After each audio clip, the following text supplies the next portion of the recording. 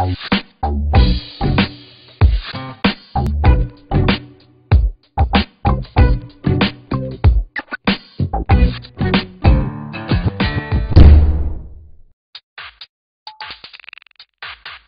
la réfection du gymnase à la création du centre de santé, en passant par la rénovation des écoles, à Grigny, depuis 8 ans, une grande part des investissements réalisés sur la ville sont décidés par les habitants.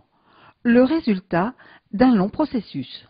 Ça a été compliqué, oui et non. Nous, les choses se sont faites d'elles-mêmes.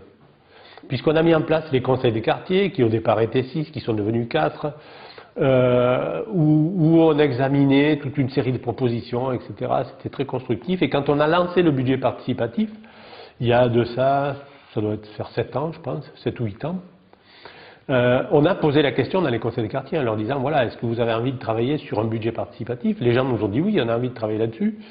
On leur a posé une deuxième question en leur disant, et comment vous voyez le budget participatif? Ils nous ont dit, ben on ne sait pas. On leur a dit, nous non plus. Donc on s'est dit ensemble, on va inventer un budget participatif à la sauce Grigny-Roth. Et c'est les habitants et nous qui avons inventé le budget participatif. Le budget, il est voté chaque année à la fin du mois de novembre.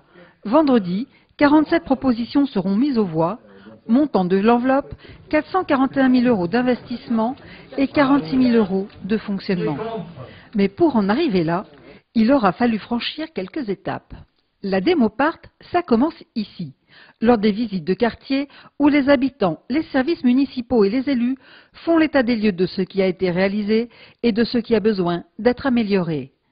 Lorsqu'aucune réponse immédiate ne peut être apportée à une nouvelle demande, la réflexion se poursuit dans le cadre du conseil de quartier, en ayant toujours à l'esprit la question de l'intérêt général. L'intérêt général a mis un petit peu de temps à être compris dans cette démarche. Parce que moi je me souviens des premiers conseils de quartier, chacun venait avec son petit problème de proximité. Et c'était difficile de faire comprendre aux gens effectivement que oui, si on peut régler le problème s'il est minime, très bien, mais que l'intérêt du conseil de quartier c'était de faire profiter une grande partie de la population de ce qui allait se mettre en place. Les habitants, quand ils arrivent pour porter une demande, nous, on s'appuie sur leur expertise d'usager et d'usage. Hein. Ils ont un besoin, ils ont un problème, ils ont une proposition, ils la réfléchissent par rapport à leur vécu. Le travail qui va se construire tout autour de cette proposition, c'est comment dégager l'intérêt général de toutes ces demandes. C'est vrai que dans certaines réunions des conseils de quartier, le débat peut être un petit peu houleux, puisqu'il y a débat d'idées, il y a confrontation d'opinions, d'objectifs, mais c'est vraiment l'intérêt du conseil de quartier, hein, c'est vraiment de réfléchir ensemble au devenir de la ville, de co-construire et de replacer chaque individualité dans un intérêt général et dans une construction collective de la cité. Ces demandes, elles ne se limitent pas aux aménagements des quartiers. Santé, environnement, culture, jeunesse, les différents conseils ouverts à tous les habitants permettent à chacun de s'investir selon ses centres d'intérêt ou sa disponibilité. Moi, je comprends très bien le conseil de quartier, oui. Après, j'ai vu qu'il y en avait plusieurs, je m'y perds, c'est vrai. C'est vrai que je m'y perds pas mal, je reçois pas mal de mails, pas mal de convocations, à des tas de réunions. Donc je préfère même limiter d'abord au conseil de quartier, ce qui nous touche vraiment, la proximité. Hein. Voilà, et après, on verra plus tard, dans quelques années, si on peut s'élargir à d'autres compétences plus... Moi, j'apprends étape par étape le fonctionnement d'une ville.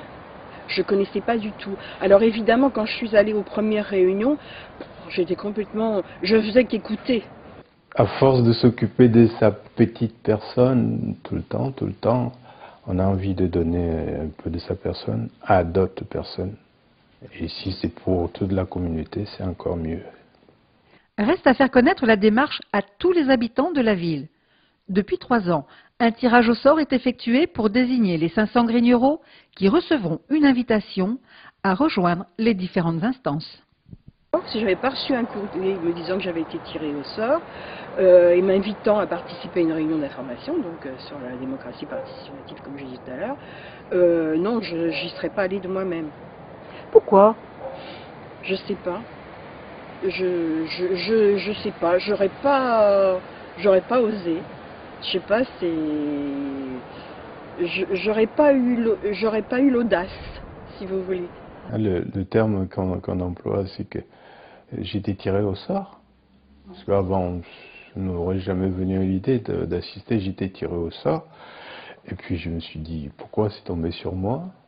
Puisque c'est tombé sur moi, je dois apporter quelque chose. Si la démocratie participative se fonde sur l'implication des habitants, elle s'appuie aussi sur les agents des services municipaux. La Démopart est désormais inscrite au cœur de leur métier. La première chose sur laquelle moi j'ai travaillé, parce que ça me semblait essentiel, c'est de valoriser le travail des agents, donc des collègues, et que les agents soient bien considérés comme participants à la démarche et pas seulement exécutants d'une demande. Ça n'a pas été simple de suite, hein, ça n'a pas été simple de suite parce qu'effectivement, au départ, il pouvait y avoir un conflit. Il pouvait y avoir conflit d'intérêts, j'allais dire, entre un responsable de service qui est en capacité de faire des propositions à son élu, à ses élus, pour une programmation à venir, et puis confronté à pourquoi les élus considèrent plus la demande des habitants, alors que c'est moi qui suis expert. C'est pour ça que tout ce travail est engagé, de se dire, je ne suis pas qu'un exécutant, je participe à la démarche. Et c'est mon expertise qui participe à la démarche. Et c'est dans ce sens-là qu'on a fait évoluer la démarche, c'est qu'on valorise le travail des agents. Alors là, je parle du budget participatif, où les analyses sont essentiellement menées par les responsables de service. Hein, mais il y a tout un travail effectivement aussi au quotidien de tous les agents de l'ombre, si je peux les appeler comme ça, qui s'inscrivent dans la démarche participative, parce qu'ils sont eux au quotidien, effectivement, en lien avec tous les usagers de la ville, tous les habitants et tous les usagers de la ville. Pour les élus, la démocratie participative implique de sortir des sentiers battus de la démocratie représentative. Amener la population à participer aux instances, c'est tout l'intérêt de la démocratie participative. Et c'est pas si facile de faire déplacer les gens et de les amener à venir vous dire, voilà, moi, ou nous, ce qui nous intéresserait pour Grigny, pour l'avenir de Grigny, c'est qu'on mette en place pour les jeunes, par exemple, un skatepark. Et faire admettre ça par d'autres personnes que le skatepark n'intéresse pas du tout. Voilà, c'est ça la démocratie participative. C'est que tout le monde trouve un intérêt à ce qui peut se faire. Cette nouvelle manière de faire de la politique modifie petit à petit le rapport entre les élus et les administrés. Les gens comprennent mieux ce que c'est qu'un élu, et puis surtout, ils savent qu'ils peuvent nous parler, qu'ils peuvent nous parler sans contrainte. Alors, ils attendent beaucoup. Beaucoup. Les habitants, il me semble qu'ils attendent beaucoup. Je ne sais pas, des fois j'ai l'impression qu'ils s'imaginent qu'on a tout pouvoir. C'est pas une contrainte, au contraire, moi j'y vais toujours avec beaucoup d'envie. Des fois j'ai du mal à comprendre la réaction de certaines personnes, donc j'essaye de lui expliquer au mieux de ce que je connais. Quand je connais pas, je dis je vais pas vous dire de bêtises, on va se renseigner et je reviendrai. Ça prend du temps. Ça demande des réunions supplémentaires, ça demande surtout le soir, hein, donc pour ma part, moi je travaille à plein temps, donc ça sera toujours après le travail. Ça prend du temps, ça c'est sûr. Et puis on y réfléchit avant, on y travaille. On y travaille. On a envie d'être concret, tout en étant je veux pas dire professionnel parce que c'est pas du tout ça, mais quand on emmène une idée, j'aime bien qu'elle soit complète, développer au maximum pour que la personne qui attend de nous une réponse, elle soit vraiment satisfaite.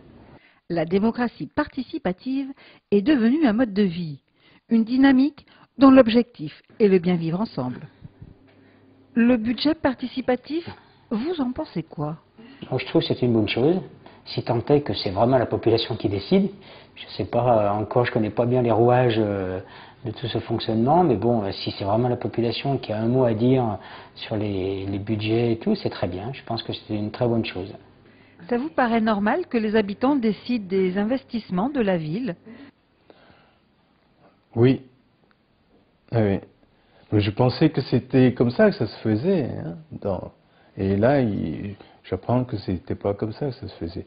Je pensais que c'était comme ça, que les décisions se prenaient depuis toujours. Et là, comme ça se passe, là, c'est bien parce qu'on cible vraiment la nécessité ou les nécessités, hein, les besoins des gens.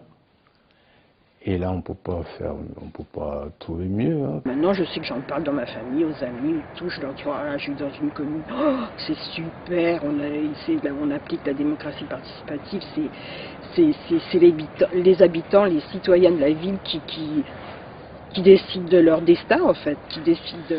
C'est une expérience unique, l'expérience de Grigny, qui n'a pas été reproduite ailleurs, même si elle est étudiée ailleurs et si bon nombre de villes viennent chez nous pour voir un petit peu comment on a fait pour mettre en place ce budget participatif.